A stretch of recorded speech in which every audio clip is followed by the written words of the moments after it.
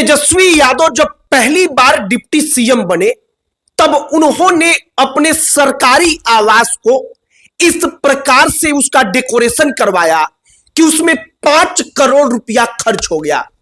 आपने ये खबर सुन लिया होगा। बहुत पहले इस पर बहुत ज्यादा विवाद भी हुआ था।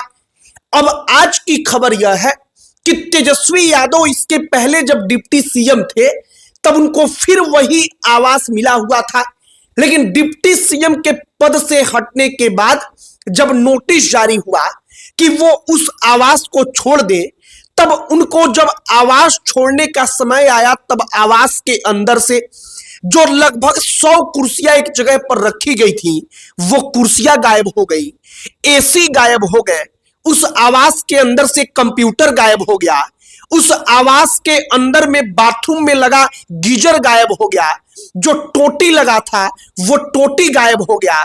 और इसके बाद एक दैनिक भास्कर ने रिपोर्ट प्रकाशित की जिस रिपोर्ट में कहा गया कि जब सामान लेकर लोग घर से बाहर जा रहे थे तब उनको सिक्योरिटी गार्ड्स ने रोका, सिपाहियों ने रोका, तो एक आदमी राबड़ी देवी के पास वीडियो कॉल करके उनको दिखाने लगता है और राबड़ी देवी पूछती है कि क्यों रे, तुम सामान क्यों रोक दिया, और सिपाही डर जाते हैं।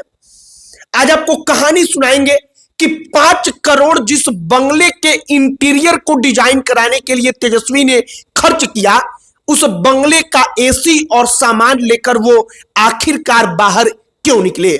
आगे बातचीत करने से पहले हमारा नमस्कार स्वीकार करिए। हमारा नाम मोहित कुमार सिंह है और राष्ट्रीय जनता दल और बीजेपी इस वक्त पर आमने सामने है।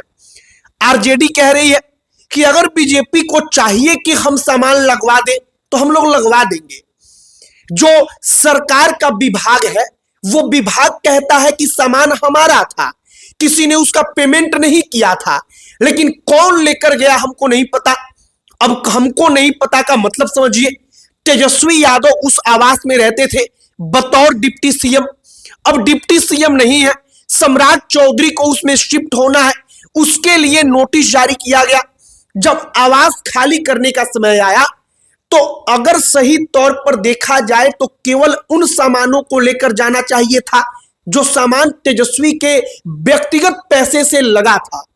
लेकिन आरोप लग रहा है कि तेजस्वी ने एसी, जो हाईटेक चेंबर बना था डिप्टी सीएम के लिए, वहां का कंप्यूटर, जो वहां पर पंखा लगा था वो पंखा, जो वहां पर बाथरूम में गीजर लगा था वो गीजर, टोटी, इन तमाम चीजों को निकलवा लिया। दैनिक भास्कर ने अपने रिपोर्ट में कहा कि कई जगहों पर हमने देखा कि जो नए सामान लगे थे उन नए सामानों को बदल दिया गया है, मतलब वहां पर पुराना सामान लाकर रख दिया गया है। मसलन सोफा का बात किया गया, कहा गया कि फटा पुराना सोफा लाकर रख दिया गया है, जो नया सोफा है उसको निकाल कर लेकर तेजस्वी यादव के लोग चले गए हैं। ये सब कुछ जब हम आपको बता रहे हैं तो यह सब कुछ हो चुका है और इस वक्त पर भारतीय जनता पार्टी एक तरफ है, दूसरी तरफ राष्ट्रीय जनता दल है और अलग अलग समयों पर तमाम अलग अलग नेताओं के ऊपर आप इस मुद्दे को लेकर टीका टिप्पणी सुनते थे, लेकिन इस बार मामला तेजस्वी यादव से जुड़ा है। अब सीधे तौर पर जो आरोप है उसको आप समझिए। आरोप है कि तेजस्वी ने एसी चुरा लिया, तेजस्वी ने टोटी चुरा लिया, तेजस्वी यादव ने कुर्सी चुरा लिया, तेजस्वी यादव ने सोफा चुरा लिया। और दैनिक भास्कर ने अपनी रिपोर्ट में तो कहा है कि जब सिपाहियों ने रोका, गार्ड्स ने रोका बंगला के पहरेदारी करने वाले, तब राबड़ी देवी वीडियो कॉल पर उनको डांटने लगी और वो सिपाही जो थे, गार्ड जो थे, वो डर गए और उन्होंने कहा कि हम लोग तो सिर्फ देखने के लिए रोके थे मैम, अब लेकर जा सकते हैं ये लोग, और उन्होंने सामानों को छोड़ दिया। फिलहाल तेजस्वी यादव बंगला छोड़ते हैं।